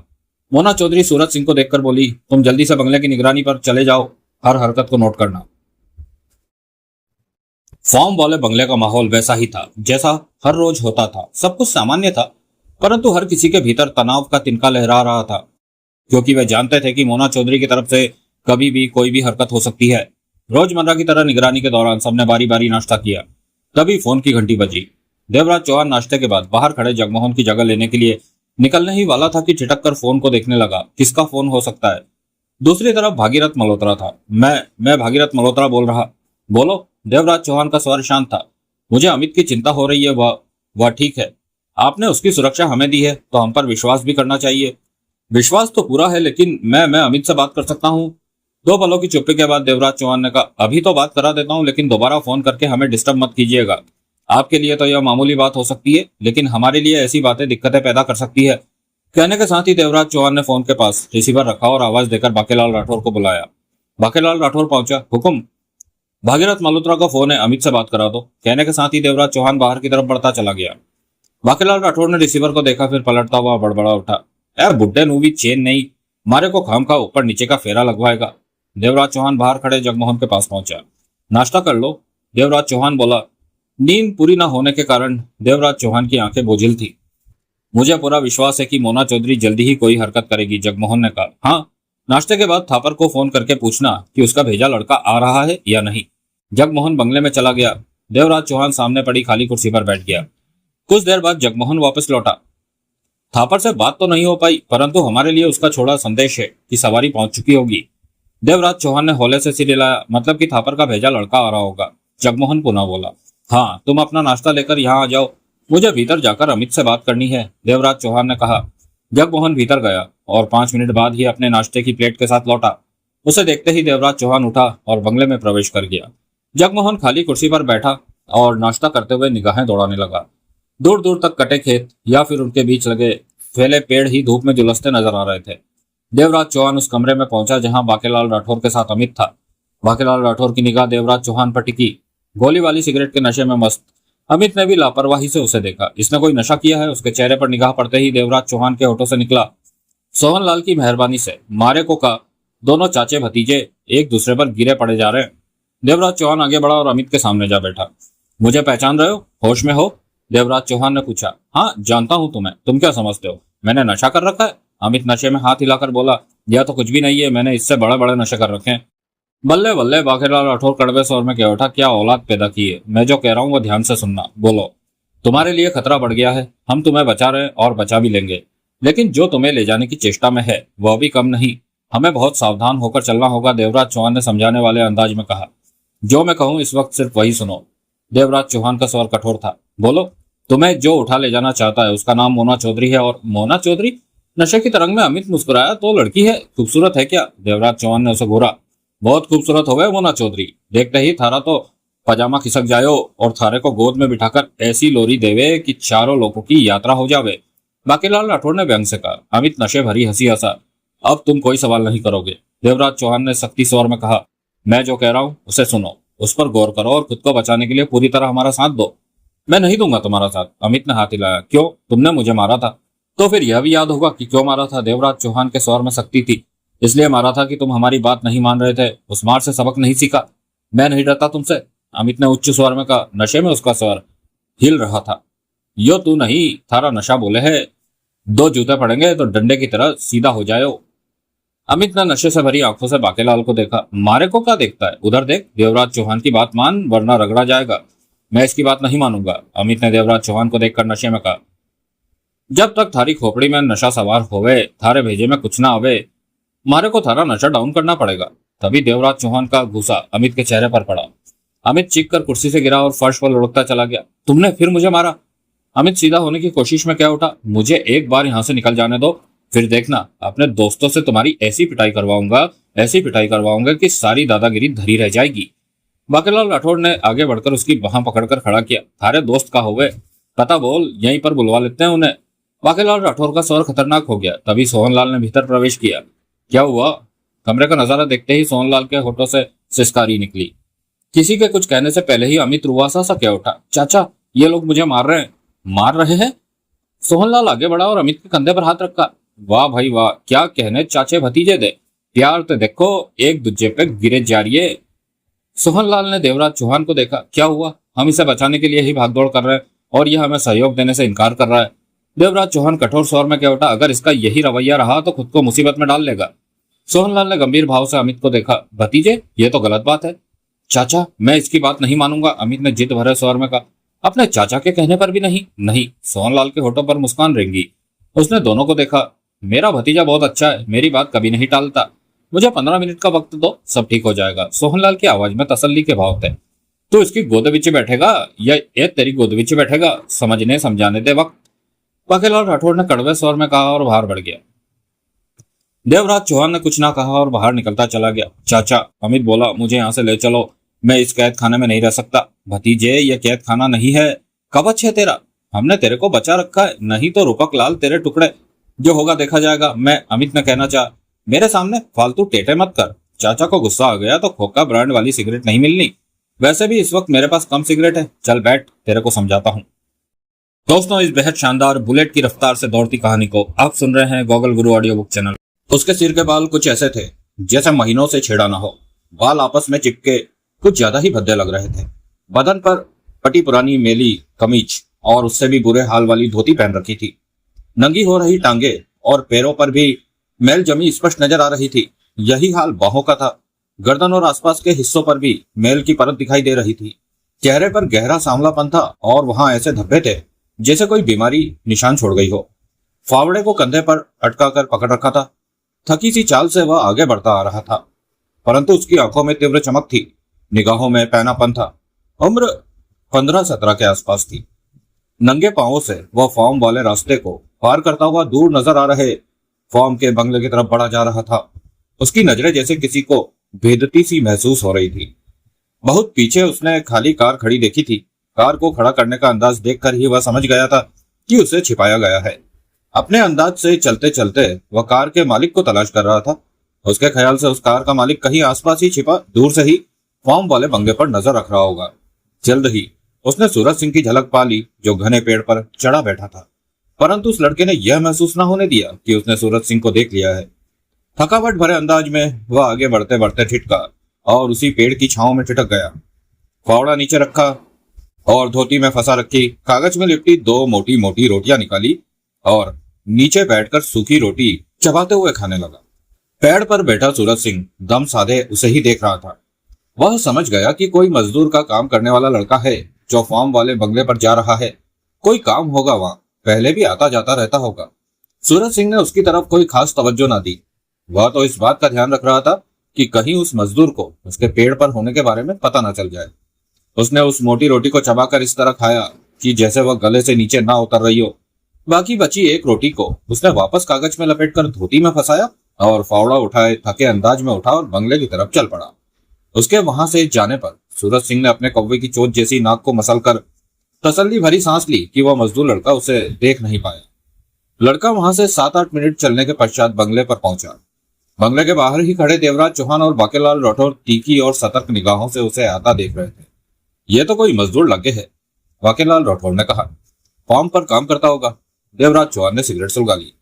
देखते ही देखते वह लड़का पास पहुंचा और फावड़ा नीचे रखते हुए दोनों को देखने लगा। ओए छोरे, बाकेलाल राठौर बोला, यहाँ पर कुछ दिनों के लिए काम बंद है रे, सब छुट्टी पर गए हैं, जा फिर को आना। अपुन जहाँ जाता है बाप, वहां काम निपटा कर ही वापस जाता है, खाली नहीं पलटता। लड़के की भाषा सुनते ही दोनों चौंके। दूसरे ही पल देवराज चौहान की आंखें सिकुड़ी। यो तो अपनी मुंबई वाली अंग्रेजी देसी झाड़े है। बाकेलाल राठौर ने उसे घूरते हुए कहा, आंखों से तो ये छोरा कुछ घना ही लग गो। कहा रे, तुम मुंबई से आकर घास खोदे हो? लड़का मुस्कुराया। देवराज चौहान लड़के को गहरी निगाहों से देख रहा था। कौन हो तुम? लड़के की निगाह देवराज चौहान पर गई। यार लोग अपन को उस्ताद बोलता है, पर अपन का नाम रुस्तम राव है, मुंबई से आयला है। तुम में से कोई देवराज चौहान है? नहीं है तो उसे बोलो अपन को थापर साहब ने भेजेला है। देवराज चौहान के होठ सिकुड़ गए। थारे को थापर साहब ने भेजा है? बाकेलाल राठौर के होठों से निकला। हाँ, तुम्हें कोई तकलीफ है तो बोलो। यह बात नहीं, बाकीलाल राठौर उसे घूरता हुआ बोला, मैं भी मुंबई से आयो, मारे को देखा है का? बाप, अपुन ने पूरी मुंबई को जानने का ठेका नहीं ले रखा, अपुन सिर्फ अपने काम से मतलब। मैंने तन्ने कभी थापर साहब के पास नहीं देखा, तन्ने मारे को थापर साहब के पास देखा है?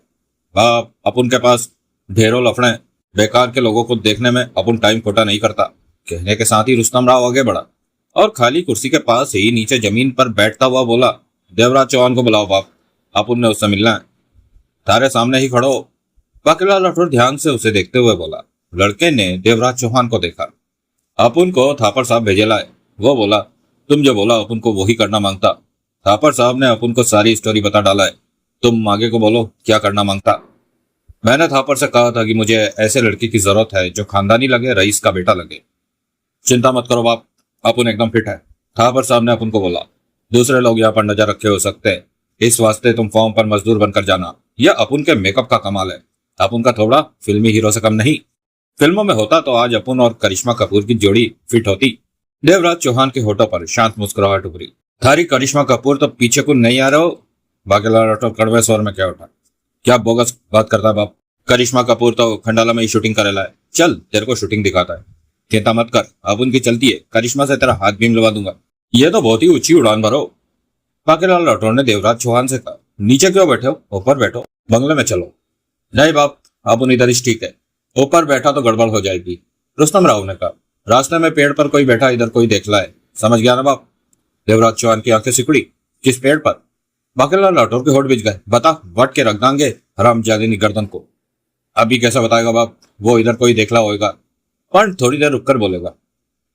देवराज चौहान समझ गया कि थापर ने जो लड़का भेजा है वह तेज तर्रार समझदार है, हर तरफ नजर रखता है, धोखा खा जाने वालों में से नहीं है। बांके, देवराज चौहान ने कहा, मोना चौधरी का साथी अगर निगरानी कर रहा है तो उसे करने दो, इससे हमारे काम पर कोई फर्क नहीं पड़ता कि वह यहाँ देखता रहे या चला जाए, बल्कि उसकी निगरानी करने से हमें इस बात का एहसास हो गया कि मोना चौधरी जल्दी ही कुछ करने वाली है। बाकीलाल राठौर अपने गुस्से पर काबू पाने की कोशिश करने लगा। बाप, वो जो पेड़ पर चढ़ा बैठा इधर को देखला है, उसे तसल्ली हो जाने दो कि अपुन मजदूर है। तुम अपुन को पानी पिलाओ और अपुन इस फावड़े से इधर उधर 1-2 घंटा काम करेला है। देवराज चौहान मुस्कुराया। बाकी, इसके लिए पानी ले आ। बाकीलाल राठौर बंगले के भीतर गया और फ्रिज में से पानी की बोतल ले आया। रुस्तम राव ने दोनों हाथ आगे करके उन्हें धोया, फिर हाथों में गिरने वाला पानी पिया।